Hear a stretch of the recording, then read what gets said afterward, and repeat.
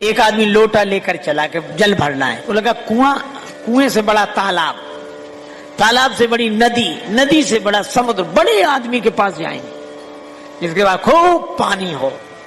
तो समुद्र के पास पानी पानी, इतना परिश्रम करके गया बड़े आदमी के पास कि पानी पानी मिलेगा, लेकिन समुद्र कितना ही बड़ा हो तुम्हारा लोटा तो उतना ही है। और ये लोटा क्या, ये भाग्य का लोटा लेकर जहां जहां जाओ, करम कमंडल कर लिए तुलसी जहां जहां जाए, और सरिता कूप समुद्र जल बूंद न अधिक समाए, मिल ही नहीं सकता। भाग्य में जो लिखा है कर्म से। अच्छा अब एक बात सोचो जरा, गंभीर बात है, जब हम लोगों को कर्म से ही मिलता है और भाग्य में जितना लिखा है उतना ही मिलता है, तो भगवान को मानने की जरूरत क्या है? अच्छा सचमुच ये तर्क कहता है जरूरत क्या है? या हमारे कर्म का फल भाग्य बनता है और भाग्य का ही हमें मिलता है, तो क्यों भैया भगवान को क्यों माने? पर मैं उत्तर देता हूं, और महापुरुषों का दिया हुआ उत्तर है। उत्तर यह है कि हमें कर्म का फल तो मिलता है, लेकिन कर्म फल दे नहीं सकता। उदाहरण सरलता से मान लो एक आदमी ने पढ़ाई की, पढ़ तो लिया, डिग्रियां पास कर ली, कर्म तो किया, लेकिन कर्म का फल मिल रहा है, कर्म फल दे पा रहा है? क्यों? बिना नौकरी के घूम रहा है। पढ़ाई लिखाई तो है पर नौकरी नहीं मिल रही है, तो क्या पढ़ाई उसे नौकरी देगी? नौकरी जब कोई देगा तो पढ़ाई के कारण ही देगा, नौकरी जब कोई देगा तो पढ़ाई के कारण ही देगा।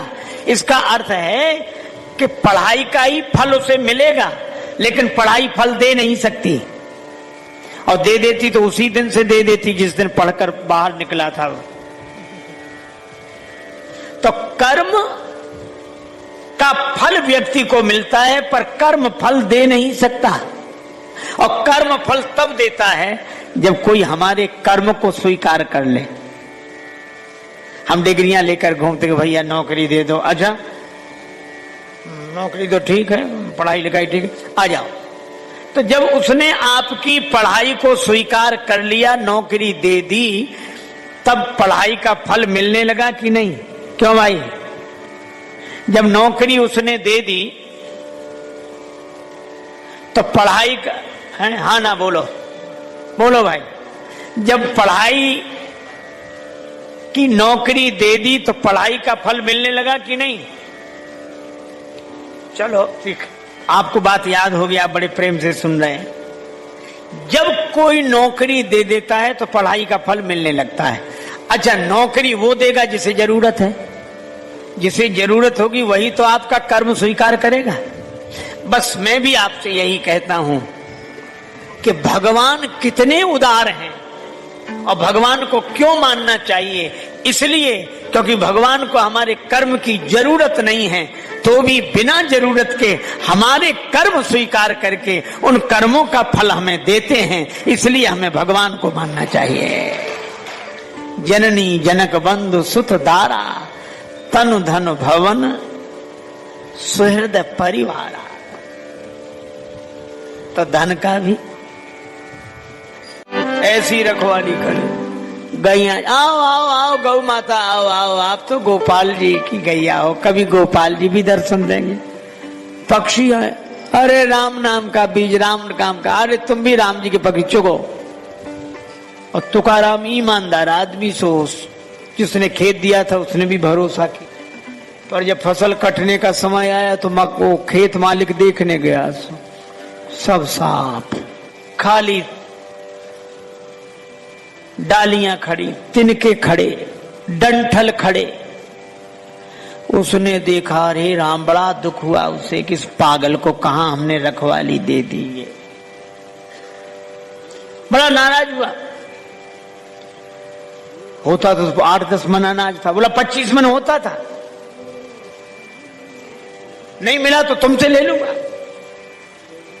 तो कहा राम बोले आप तो खेत कटवाओ। वो बोला क्या कटवाएं बच्चा, क्या है जो कटवाएं? अरे डंठ लो कोई, ठीक है, कटवाया। तृणहु ना या में रहो कहां से तुकाराम देत, और कट कट के खेत खलिहान बीज आयो है। लोग कहते थे इसमें तिनका भी तो बचा नहीं, तुकाराम देंगे कहां से। तृणहु ना या में रहो कहां से तुकाराम देत, कट कट के खेत खलिहान बीज आयो है। अब फसल खलिहान में, ऊपर से दाएं दई बरधन की बार बार, और झाड़ झाड़ झाड़ुअन ढेर सो लगायो है। बैलों से दाएं दी गई, कुचला गया, ढेर लगा दिया। पवन के झकोरन उड़ायो भूसा को भार, और रास पे बिहारी ने रहस्यों रचायो है। काटत उड़ावत विनीत जू न जान परी, तौलत धान पूरे 25 मन पायो है। तुकाराम के चरणों में गिर गया। तुकाराम बोले भैया बड़ी कृपा, भगवान ने हमें बचा लिया कलंक से। ऐसी तुकाराम की पत्नी ऐसी प्रतिकूल। महाराज एक बार गन्ने हुए, कुछ तुकाराम बेचने गए, लौट के आए, से एक गन्ना बचा। पत्नी बड़ी खुश, गन्ने बिक गए, बिके नहीं, मार्ग में बाल गोपाल मिल गए थे। गोपाल जी को खिलाया, गोपाल जी गन्ना खाओ, गोपाल जी गन्ना खाओ, गोपाल जी गन्ना खाओ। पत्नी को इतना गुस्सा आया, एक बचा, क्या करें इसका। सो गन्ना उठा के तुकाराम जी की पीठ में मारा, 2 टुकड़े हो गए। तुकाराम जी बोले बड़ी समझदार हो, हम तुम 2 गन्ना, एक अब 2 टुकड़े को, एक तुम चूस लो, एक हम चूस ले। किसी ने कहा आप नाराज नहीं होते। तुकाराम बोले काहे को नाराज हो, भगवान की बड़ी कृपा है। क्यों, पत्नी अगर अनुकूल मिली होती तो मन इसी में लग जाता, पत्नी प्रतिकूल मिली है तो भी मन भगवान में लगा कि भगवान बड़ी कृपा आपने। और नरसिंह जी की पत्नी की मृत्यु हो गई। नरसिंह जी बोले भगवान बड़ी कृपा।